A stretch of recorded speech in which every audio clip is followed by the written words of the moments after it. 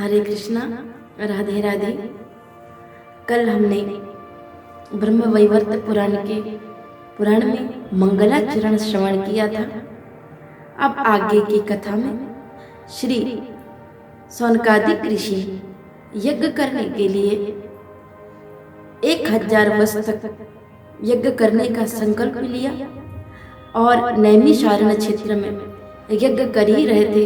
उन्हीं के मध्य सूत जी आ पहुंचे। सूत जी को आते देख उनका मन रूपी मयूर नाचने लगा, रोम रोम प्रफुल्लित हो गया और सूत जी को कहने लगे, भगवान अहो भाग्य हमारे यज्ञ में संत पधारे, आप आ गए हैं। आपके पधारने से हमारी यज्ञशाला पवित्र हो गई। हमारे जीवन के जितने भी प्रश्न हैं सबका उत्तर आप हैं। सुंदर आसन दिया, धूपै सुरभिर्मित्रम प्रदीपाभलिभिर्मुदम् अर्चयित्वा वेदतामूल्यं गाम चा स्वागतम रमेत।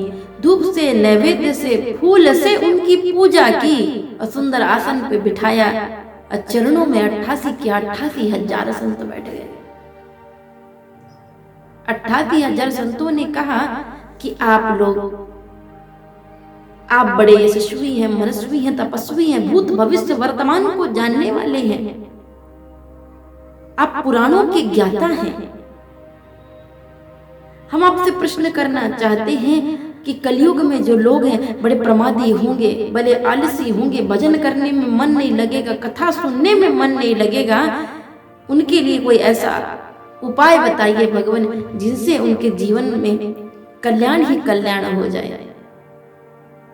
और राधा कृष्ण की लीला अधर अमृत आपने सुनाई, मुझे सुनाई। सूत जी कहने लगे, बहुत अच्छा प्रश्न आपने किया। भगवान श्री कृष्ण की और राधा रानी की लीला अगर किसी में है तो वह पुराण है, ब्रह्म वैवर्त पुराण। उसी से ही सभी लोगों के कष्ट को निवारण भी प्राप्ति होगी, सभी लोगों का कष्ट दूर हो जाएगा। वही एक पुराण है, ब्रह्म वैवर्त पुराण। आइए मैं बताता हूं कि ब्रह्म वैवर्त पुराण की शुरुआत कैसे हुई। सर्वप्रथम भगवान श्री कृष्ण ने इसे ब्रह्मा जी को प्रदान किया।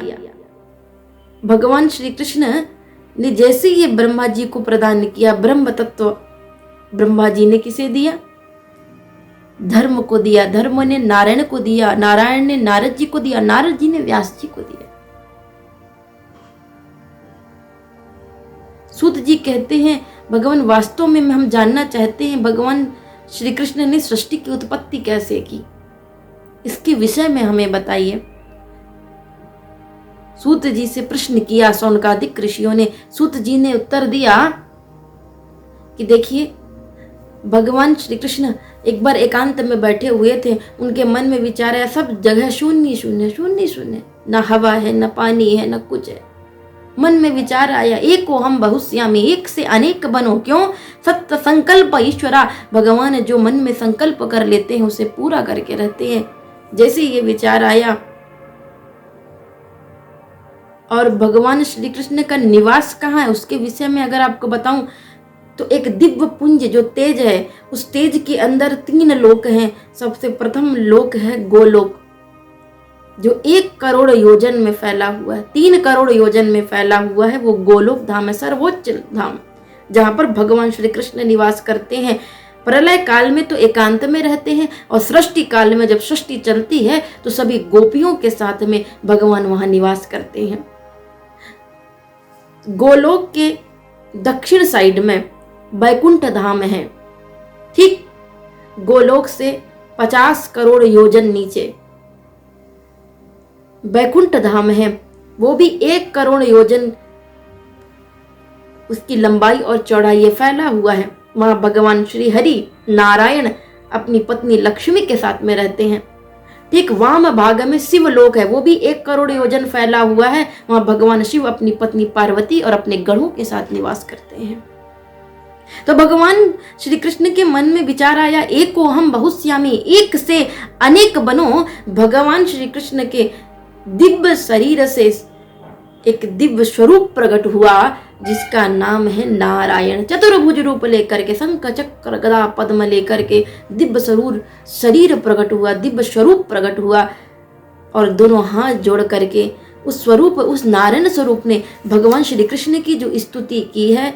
वस्तुतः बंधुओं, ये स्तुति जो सुबह दोपहर शाम जो व्यक्ति 3 टाइम करता है इस स्तुति को, सुबह दोपहर और शाम, ये स्तुति 3 बार जो करता है व्यक्ति, वो जिसको पुत्र की प्राप्ति नहीं होती उसको पुत्र की प्राप्ति हो जाती है, जिसका विवाह नहीं हो रहा उसका विवाह हो जाता है, जिसको धन में हानि है, व्यापार रुका हुआ है, व्यापार चलने लगता है, जिसको जन्म जन्मांतर रोग से ग्रसित है वो रोग से मुक्त हो जाता है। अगर वह नारायण की द्वारा स्तुति जो भगवान श्री कृष्ण के लिए नारायण ने की है, वो स्तुति अगर व्यक्ति सुबह दोपहर शाम नित्य पाठ करे। आइए उस श्लोक को हम गाते हैं और मिल करके गाते हैं।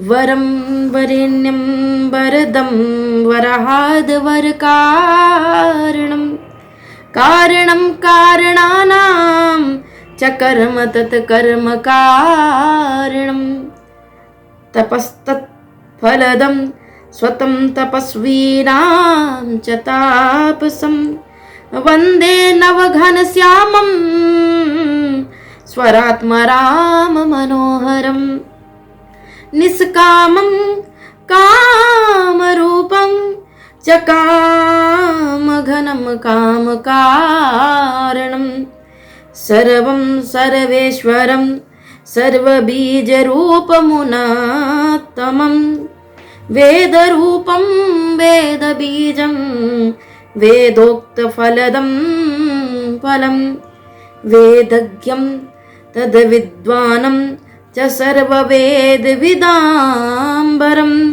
वरं वरेण्यं वरदं वरावरकारणं। सुंदर स्तुति भगवान श्री हरि नारायण कहते हैं, वरम वरेहम वरदम वराह वर कारणम। आप वर हैं, वर देने के कारण भी आप हैं, स्वयं वर भी आप हैं, वर देने वाले भी आप हैं, वर लेने वाले भी आप हैं। कारणम कारणानम च कर्म तत्कर्म कारणम। आप कारण भी हैं, कारणों के कारण भी आप हैं, और सारे कर्म का कारण भी आप हैं। तत्फलदम शाश्वत तपस्वीनां च तापसम। आप सारे तपस्याओं का फल भी आप हैं, तपस्वी भी आप हैं, तप भी आप हैं। वंदे नवघनश्यामं स्वरात्मरामं मनोहरम। सुंदर स्तुति भगवान श्री हरि नारायण कहते हैं, वरम वरेहम वरदम वराह वर कारणम। आप वर हैं, वर देने के कारण भी आप हैं, स्वयं वर भी आप हैं, वर देने वाले भी आप हैं, वर लेने वाले भी आप हैं। कारणम कारणानम च कर्म तत्कर्म कारणम। आप कारण भी हैं, कारणों के कारण भी आप हैं, और सारे कर्म का कारण भी आप हैं। तत्फलदम शाश्वत तपस्वीनां च तापसम। आप सारे तपस्याओं का फल भी आप हैं, तपस्वी भी आप हैं, तप भी आप हैं। वंदे नवघनश्यामं स्वरात्मरामं मनोहरम। ऐसी अपनी आत्मा में रमण करने वाले नव घनश्याम को मेरा कोटि कोटि प्रणाम है। निष्कामं कामरूपं च कामघ्नं कामकारणं। जो निष्काम है, जिनकी कोई कामना ही नहीं है। काम रूपम, जो काम के स्वरूप है। निष्काम भी आप है और काम के स्वरूप भी आप हैं। काम घनम काम कारणम, आप काम के कारण भी हैं।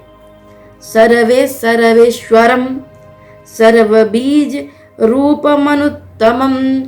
आप सर्वे सर्वा हैं, सभी के उत्पत्ति के कारण, सृष्टि की उत्पत्ति, संहार, पालन के सभी के कारण आप हैं। वेद रूपम वेद बीजम वेदोक्त फलम फलदम फलम। वेद के रूप आप हैं, वेद के बीज आप हैं, वेद के फल आप हैं, और सब कुछ आप ही हैं। वेदग्नम तब विद्वानम च सर्व वेद विदाम्बरम। आप ऐसे वेद वेदात्त शिरोमणि को श्री नारायण कहते हैं, कोटि कोटि प्रणाम है।